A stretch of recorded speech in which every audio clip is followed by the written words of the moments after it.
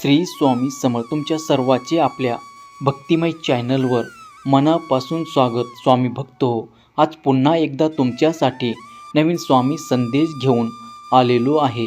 आजचा स्वामी संदेश खूप खास असणार आहे. स्वामीचा पादुका, दत्त महाराजाची पादुका साक्षात तुमच्यासमोर आले आहेत. त्यामुळे प्रत्येकाने या पादुकावर नतमस्तक व्हा आणि त्यांना शरण जा. जेव्हा आपण स्वामींना, दत्त महाराजांना शरण जातो ना, तेव्हा आपल्या सगळ्या दुःखाचा शेवट करण्याचे सामर्थ्य स्वामी महाराज आपल्याला देत असतात आणि आपण प्रत्येक दुःखातून बाहेर पडत असतो. तर स्वामी भक्त हो, चला आज दत्त महाराजाच्या, आपल्या स्वामी महाराजाचा संदेश काय आहे ते जाणून घेऊया. तर आजचा संदेश जाणून घेण्यासाठी तुम्हाला एक छोटंसं काम करायचं आहे. तुमच्या समोर ज्या पादुका दिसत आहे त्यापैकी एक पादुका तुम्हाला निवडायचं आहे आणि संदेश काय आहे हे जाणून घ्यायचं आहे. तुम्ही एक पादुका निवडला असेल, मी आशा करतो, आणि संदेश काय आहे तेही सांगतो. स्वामी भक्त हो, ज्यांनी 1 नंबरच्या पादुका निवडल्या आहे त्यांना स्वामी महाराज काय सांगतात हे आपण सर्वजण प्रथम जाणून घेऊया.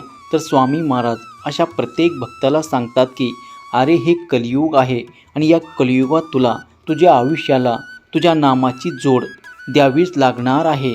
तर तू आमच्या नामाची जोड तुझ्या आयुष्याला दिले तरच तुझं आयुष्य गोड होणार आहे. तुला सगळंच मिळायचं आहे, खूप मोठं व्हायचं आहे आणि तुला तुझी प्रगती देखील करायची आहे.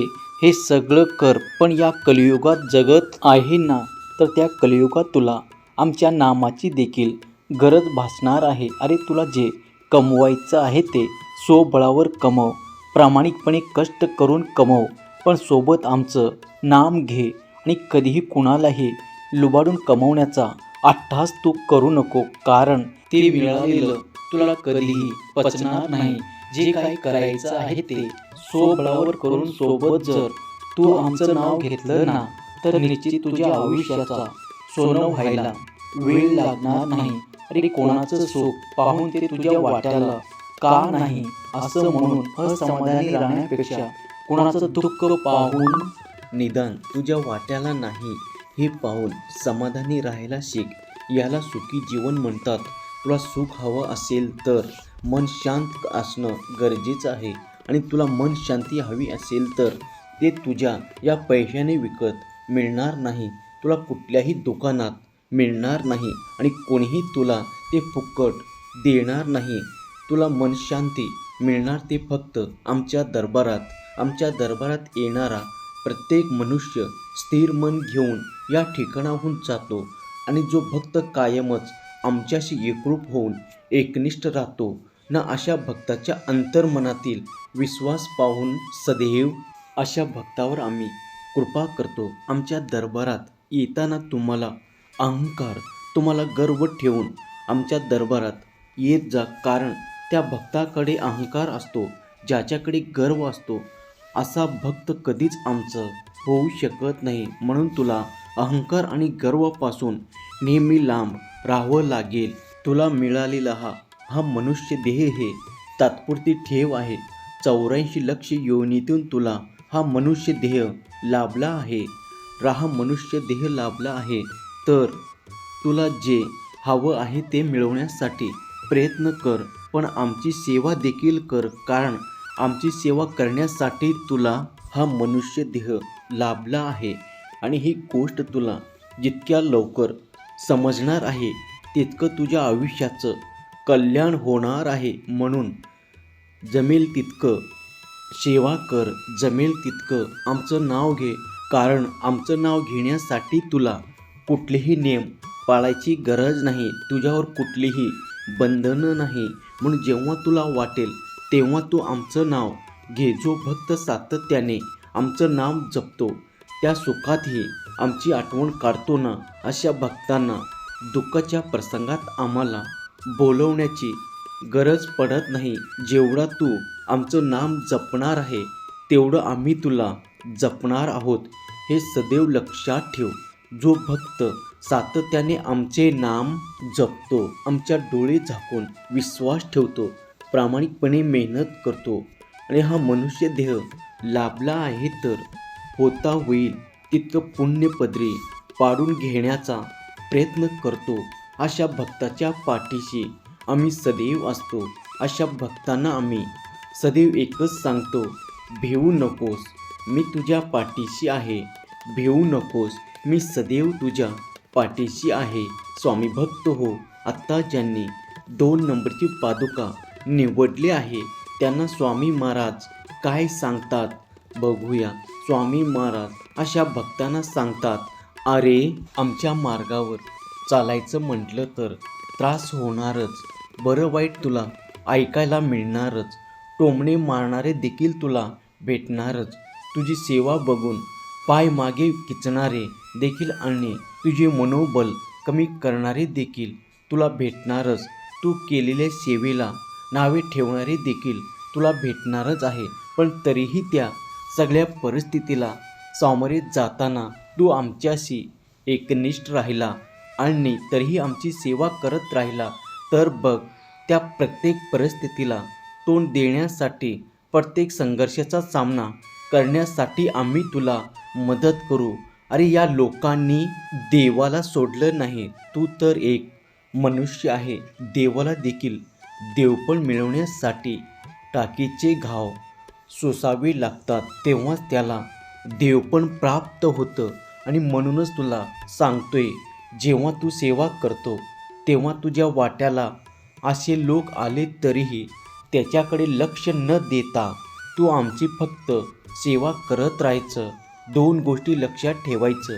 पहिली गोष्ट म्हणजे आम्ही तुझी परीक्षा घेतोय आणि दुसरी गोष्ट म्हणजे तू आमच्या सेवेत लोकांसाठी नाही तर आमच्यासाठी येतोय.